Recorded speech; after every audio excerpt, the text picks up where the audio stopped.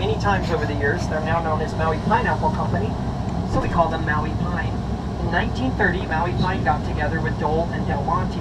Because remember, we got 16 major companies growing pineapples here on the islands. Okay, they got together and started the PRI, the Pineapple Research Institute, at the University of Hawaii on Oahu.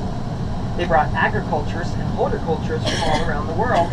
They brought pineapples from all around the world. There are 78 varieties of pineapples. They were breeding pineapples, trying to come up with the perfect pineapple for canning, because canning's where the money is. It's easier to can, you make more money shipping canned and juiced pineapple.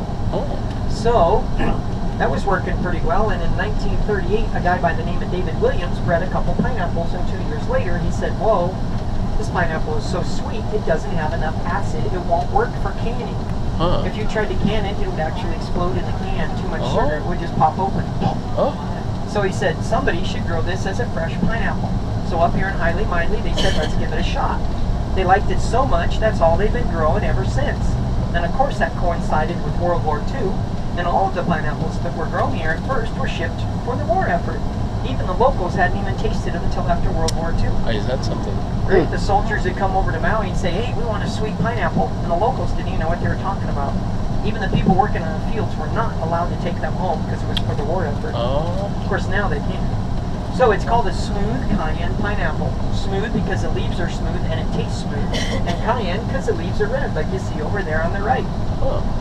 You'll see them turning red up here too when we come up to the babies. So that's what this pineapple was bred for. Sweetness, freshness. They do grow this same pineapple all around the world in different places, but ours is considered much sweeter for many reasons. One, red Maui volcanic dirt. Okay?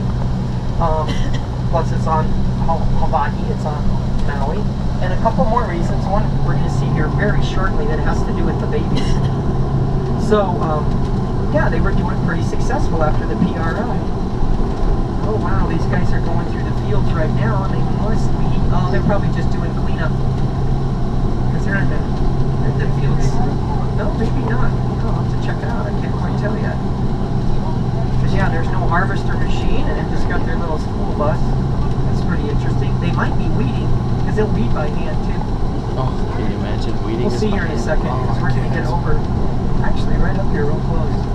So the peak of the pineapple era on the Hawaiian Islands was the 1950s, 60s, 70s, well into the 80s.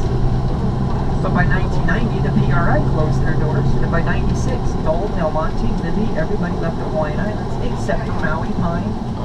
Maui Pine owns 9,000 acres up here. They had 10,000 acres over on the west side, Kapalua area. But then by 2009, Kapalua took over the resorts, the golf courses, and there was didn't have that 10,000 acres, so they couldn't compete with the market anymore. And by 2009, bummer, Maui Pineapple Company closed their doors. Oh no. Right.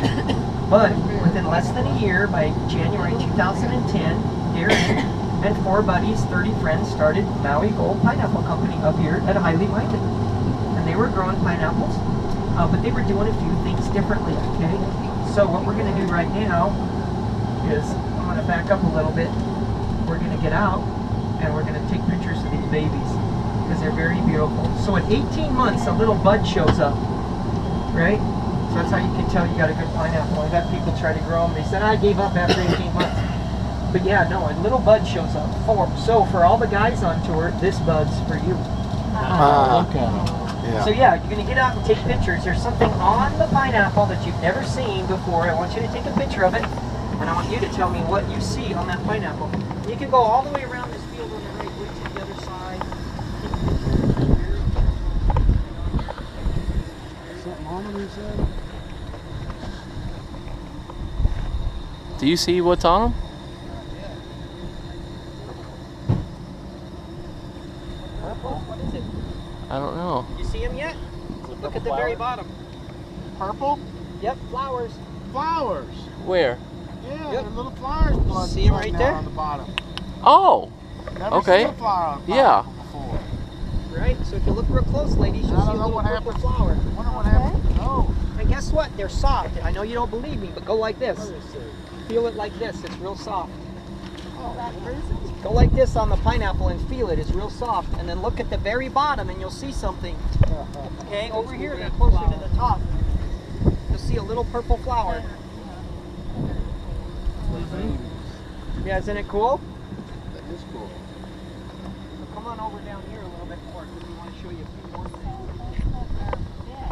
We'll talk about that in a sec. Yep. Not too bad though.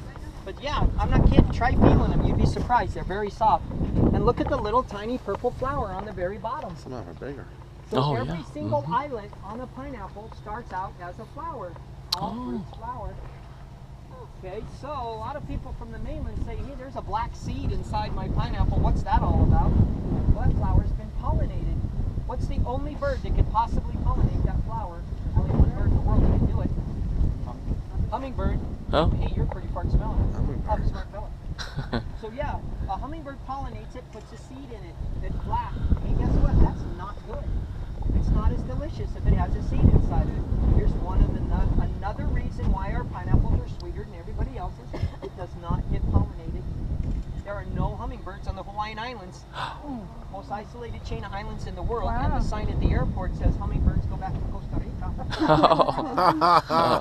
Okay, so that does not get pollinated. You don't want it pollinated, okay? You want it to just Is that not have a seed. no seeds on hummingbirds in this whole outside, place? they're on the inside. So what's No. going on with this guy right here? Huh, yeah. weird, right? Whole big old pineapple. Oh, here's another one over here. And wait a minute, back over here we got a real tiny little guy. It doesn't take as long to grow Right? them Look at this after little all. baby right over there. What's up with that? Well, every field has precocious pineapples, overachievers, Precocious. underachievers. Just like us humans, some guys mature way quicker and taller, and other guys it takes them forever, right? I was an underachiever, everybody else was an overachiever. So guess what? They're not going to go to waste.